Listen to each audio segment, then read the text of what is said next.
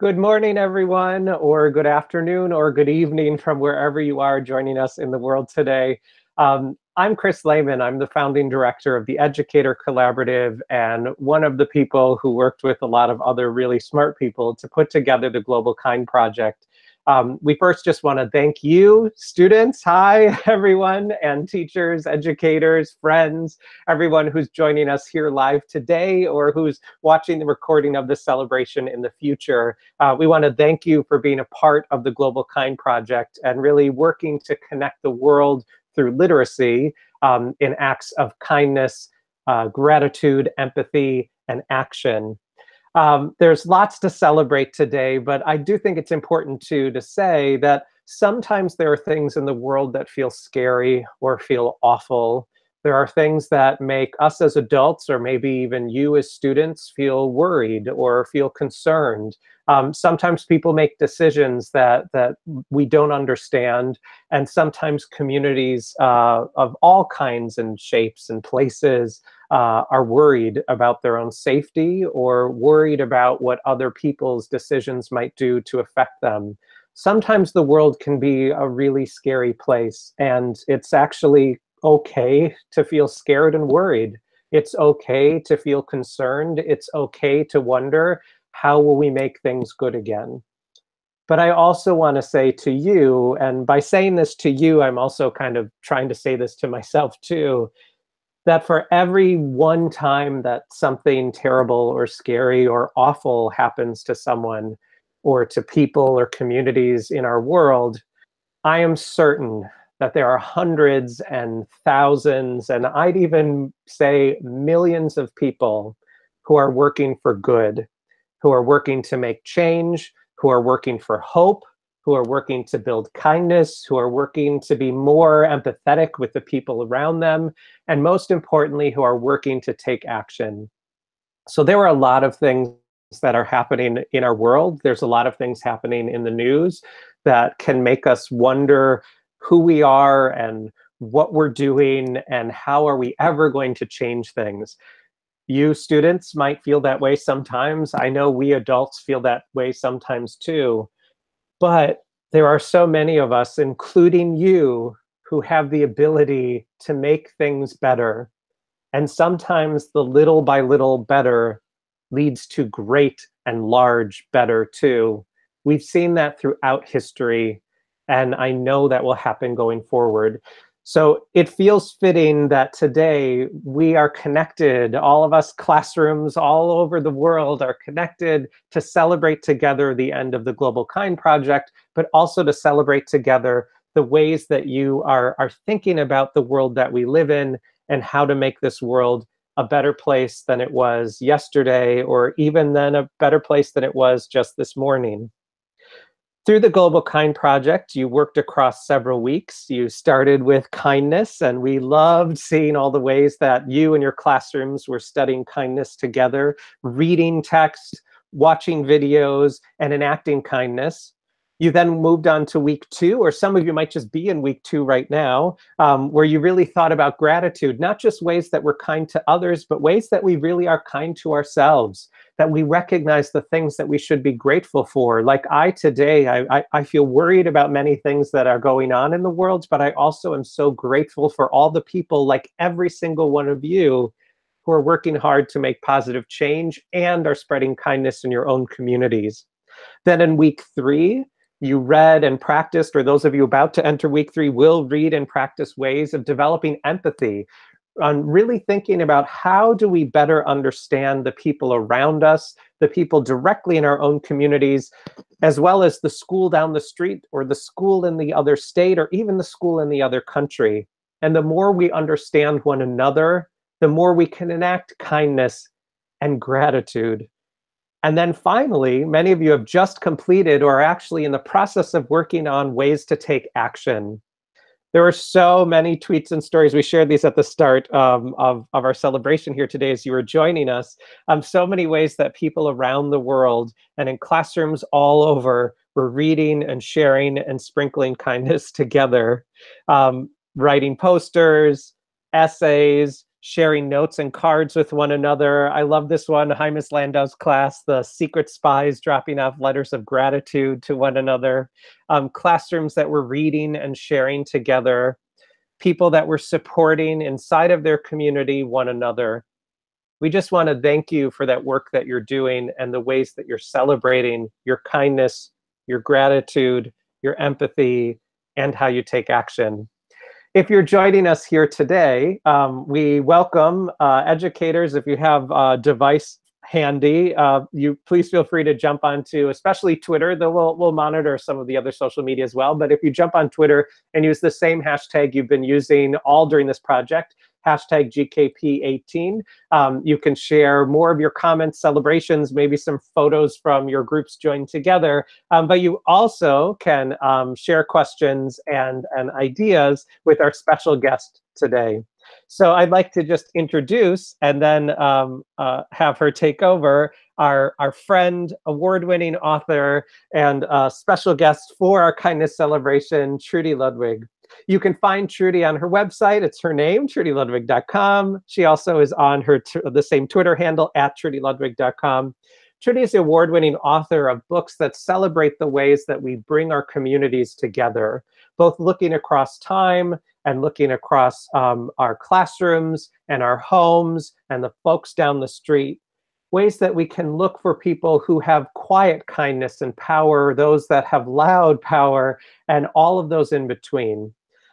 Trudy does school visits, she reads to classrooms, and most importantly, shares her gifts of words with those of us around the world who want to spend time studying and going farther into kindness together.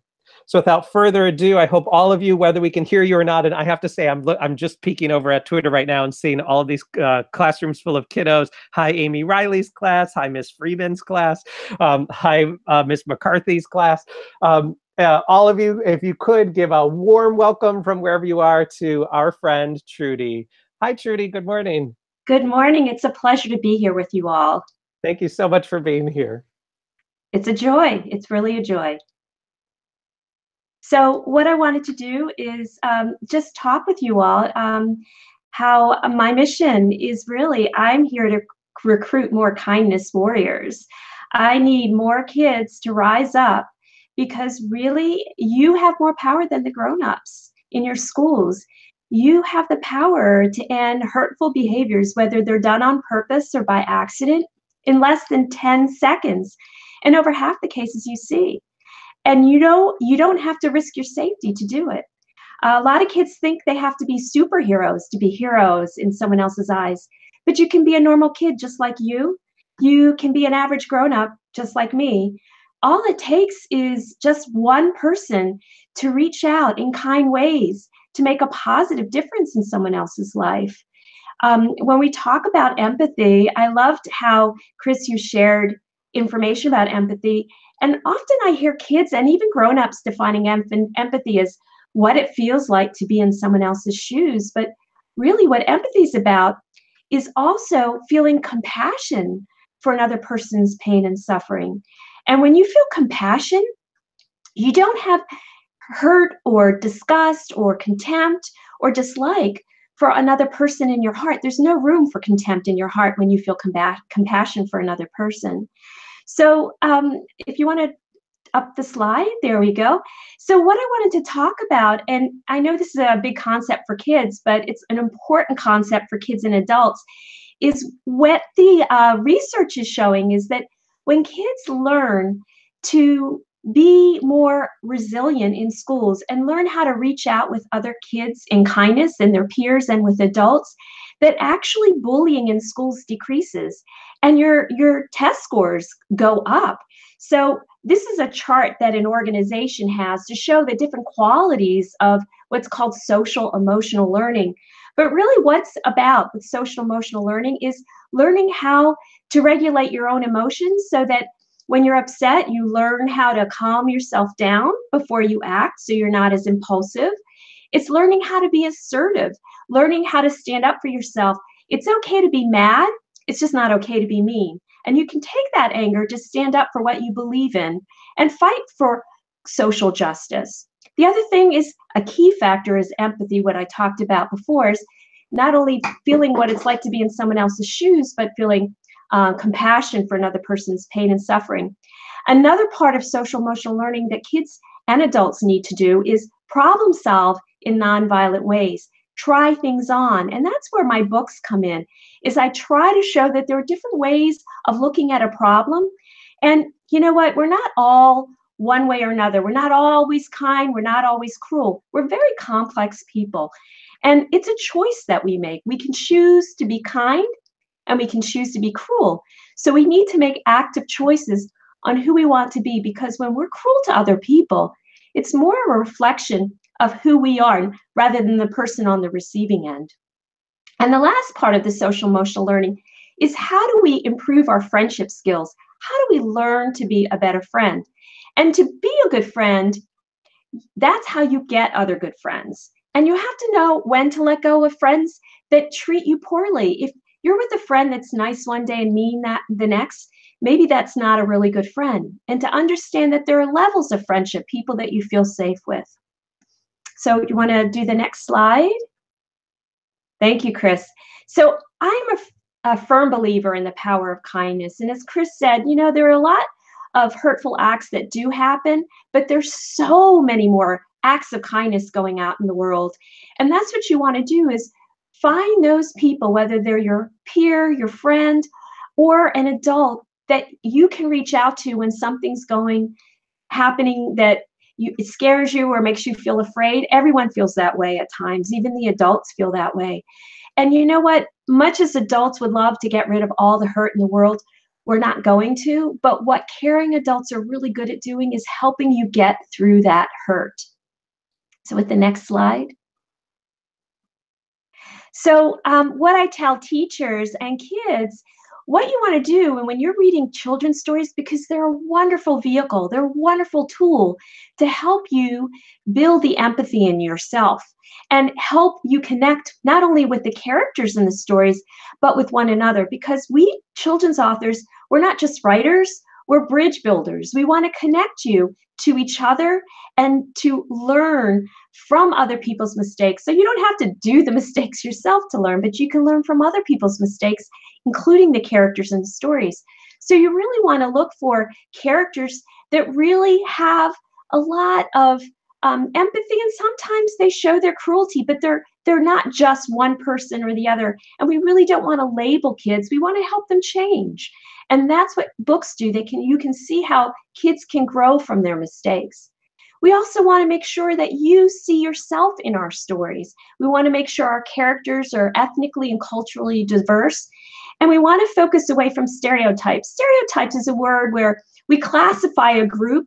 They have some true statements about some characters or people, but they're also falsehoods about those people. And we group off people saying that they're all this way, when really we're complex. We all have the same basic needs to be loved. We all have the same feelings of fear, anger, frustration. And really what we want to show is that through different stories, we all have the same heart inside. And we want to show realistic portrayal of emotions in our books, because, you know, when kids are hurt by other kids, it's really hard to be friends with them. And sometimes just acting nice to a kid who's being hurtful to you may not solve the problem, but it helps you to understand how to protect yourself and find other kids that you connect with and make you feel good about yourselves. And we want to, again, look for problem-solving strategies. You don't have to solve a problem with violence. There are other ways of dealing with it that have better solutions for everyone involved. The next slide.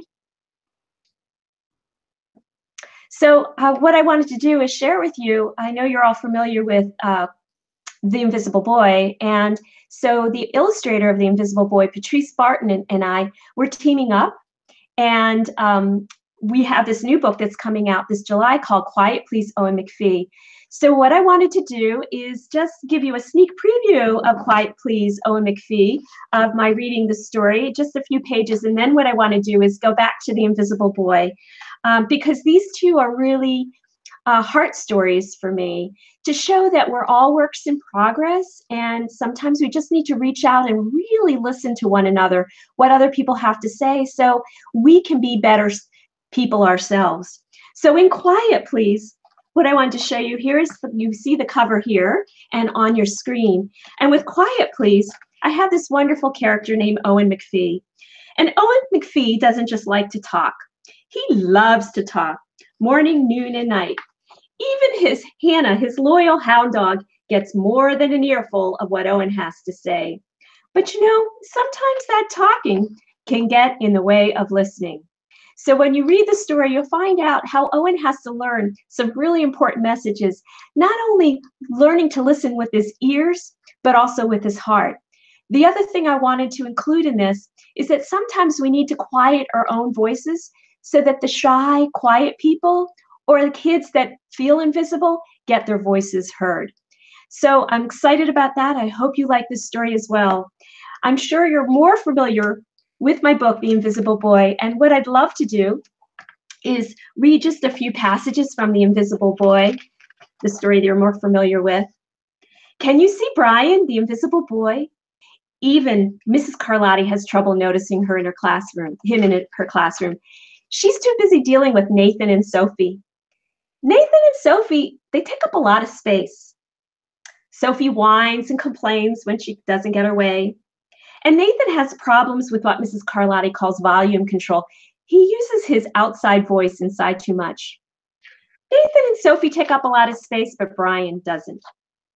When the bell rings for recess, Micah and JT, they take turns choosing kids for their kickball teams. The best players get picked first, then the best friends of the best players, then the friends of the best friends. Only Brian is left, still waiting and hoping. JT glances in Brian's direction and just as quickly looks away. We've got enough players for each team, he tells the others. Let's play ball. And poor Brian, he's walking away, looking sad. And in another scene with Brian, Brian is sitting in a cafeteria and kids are making fun of a new student's lunch. JT is Korean American. And at lunch, Madison and JT watch Justin, well, Justin is Korean American, eat with chopsticks. And JT says, "What's that?" as they point at the food. And Justin responds, "It's bulgogi." "Bull what?" asks JT. "It's bulgogi," repeats Justin. "It's Korean barbecue beef. My grandma made it for me. It's really good. Do you want to try some?" And JT responds, "There's no way I'd eat boogergi." And the kids all laugh. All of them, that is, except Brian. He sits there wondering which is worse, being laughed at or feeling invisible. So if you haven't read The Invisible Boy yet, you'll find out how the story ends and how Brian maybe not be so invisible after all. So do you have any questions for me?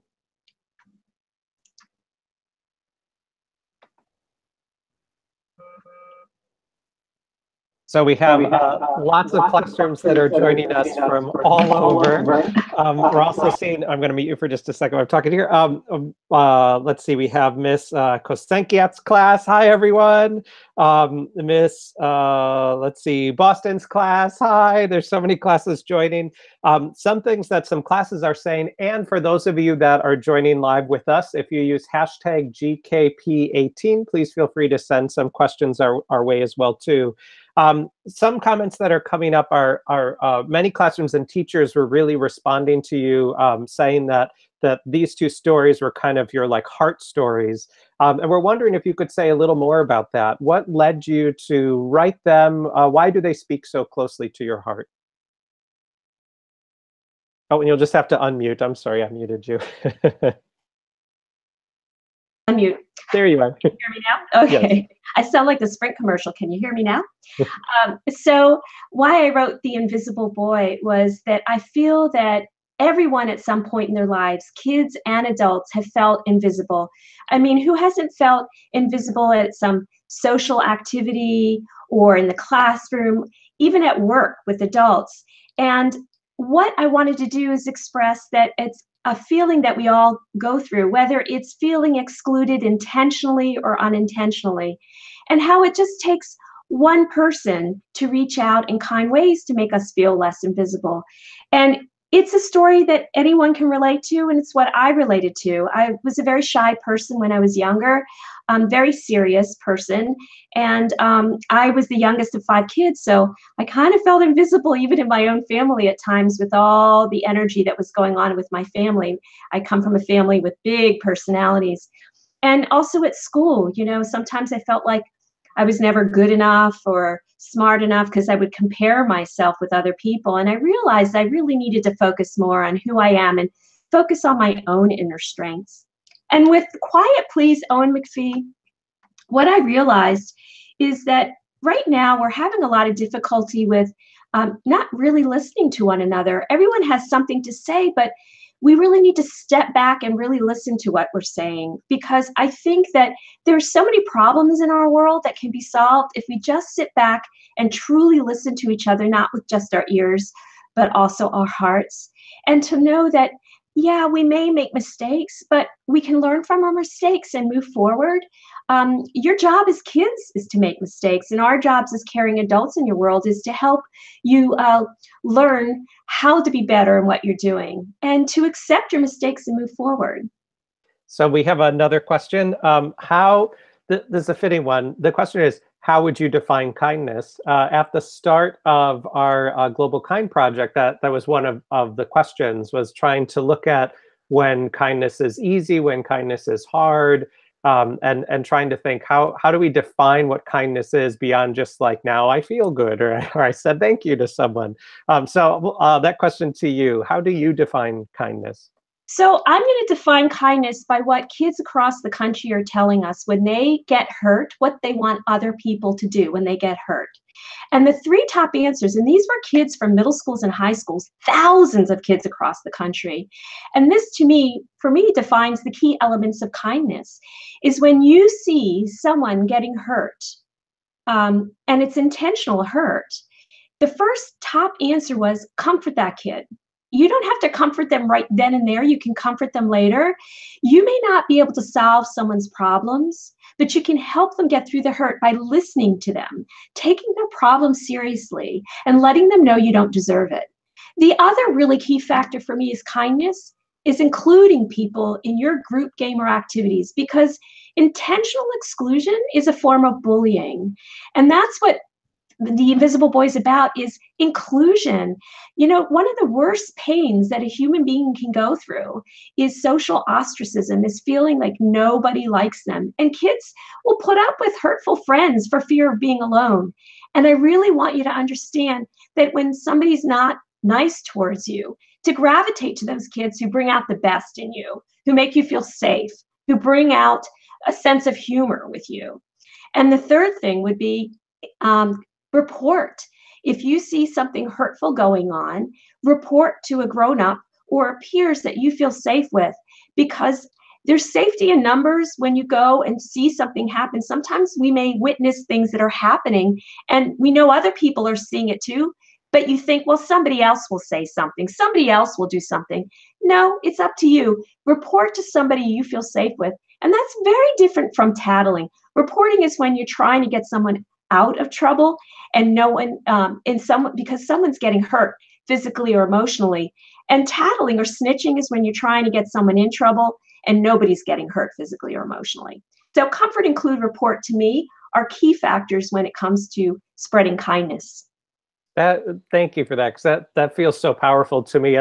I mean, as adults too. So we're seeing on Twitter lots of you gathered around the screen in your classroom. So we see lots of kids, but as you're listening, I'm thinking the same thing for us as grown-ups, that so often there are people around us that, even in our people that we work with, our colleagues, or even our friendships, there are people that we can exclude for whatever reason. And I love you saying that's a form of bullying too. That's a way of creating distance, that even if you think you're a good person, if you're intentionally trying to ignore someone because you don't like them for some reason, or because they look different from you, or because they come from a different place from you, or for all the various reasons that we can judge people, we are bullying too. We're creating distance as well. I really appreciate that.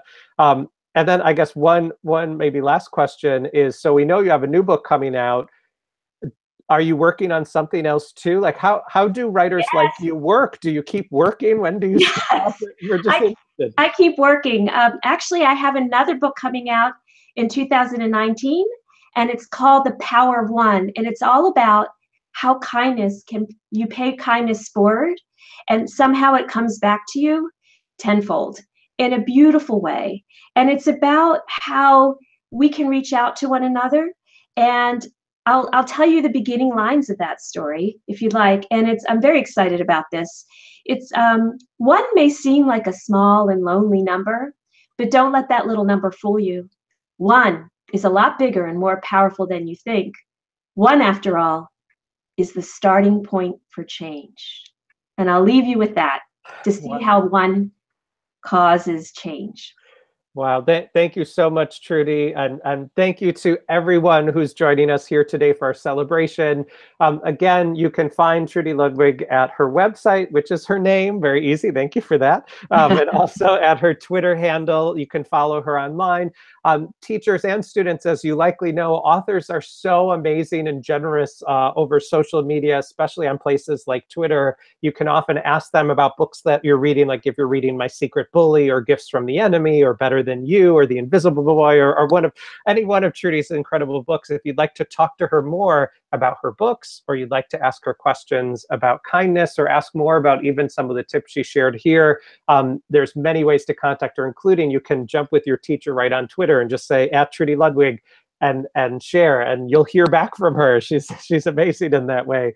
So Trudy, before we go, I just want to thank you again, not only for joining us today, but also for the messages that you share through all of your writing, that you empower not just children, but adults too, to see the power within themselves, the ways that our hearts and our minds, when we connect them, we can really change relationships, we can change individuals, but that's a way that we can change the world too. So truly, thank you for all the gifts that you share with us. Thank you. And this has been such a joy to talk with you all. And remember, I need more kindness warriors. I'm recruiting them. So join my team. Yeah. Thank you so much, Trudy. And thank you to all of you. Before we end, we wanted to keep this celebration short because we know you have such a busy day today. Some of you, this is your last day of school this week because there's Chinese New Year tomorrow. Some of you are actually off, or others of you are getting close to the end of your weekend, or just February is busy. So we didn't want to take too much of your time. But before we go, a few things that we'd like you to think about. One is that opportunities like the Global Kind Project, for example, are a way that you can come together and think together, both within your classroom and then connect with others down the hall or around the world to think about topics like kindness and gratitude and empathy and action together. But this time isn't the only time to do that. It's just a good excuse to practice. So for all of you, students and teachers, we have 2 homework assignments for you. Homework assignment number 1 comes from a really smart man, a really brilliant civil rights lawyer and author. His name is Bryan Stevenson. And Bryan Stevenson says that one way that we change the world, that we make the world a better place, is the word proximity. So those of you that are in middle or high school, you know that word, but some of you that are joining in elementary school, the word proximity, can you say that? Proximity. Thank you. The word proximity means close, being as close as you can. You're being in proximity to something else. I'm sort of in proximity to you right now. I'm not actually next to you though, but you can hear me on the screen. You can hear my voice. Dr. Bryan Stevenson says that we need proximity to the people and communities that we want to help, to the change that we want to make, because it's only by getting close to one another that we really see the humanity, what makes a person in one another. We don't just think about donating to a soup kitchen as some important thing, but that's far away from us. If we actually go to that soup kitchen and talk to the families and friends and kids like us that are there, we feel closer and we get to see the humanity in one another. That we don't just do a coat drive and then send coats off to somewhere, but we actually go and talk to people who we're donating coats to, or that we're sharing coats even within our own classrooms or communities. all of the ways that we can be in proximation to one another. We can get proximate, that we can have proximity to one another. Being close allows us to see the humanity, what makes people people. So that's homework assignment number 1, is to think for teachers, what are ways you can continue to bring this wonderful class or classrooms of students in front of you close to one another, but also for students, who are people in your own school or your community that you don't spend much time with maybe? Maybe there's even kids in your own classroom that you don't actually know that well. You know their name and you know their personality, but you haven't really had lunch with them before, or played at recess together, or shared a book. Homework assignment number 1 is you continue the Global Kind Project by trying to be close. Homework assignment number 2 is that you continue to use your literacy, your reading, and your writing, and your speaking to talk and share and learn and read about the experiences that matter to you. What are the things that you want more people to know and change? What are the things that you care about? What are the things that happen in your own life or in the world around you that you wish were different? Keep reading about those things so you can be more in proximity to other people's stories. Keep writing about those things, because writing helps you to see your own thoughts, but also helps you to share them with others. And then most importantly, keep speaking about those things and listening to others as they talk too.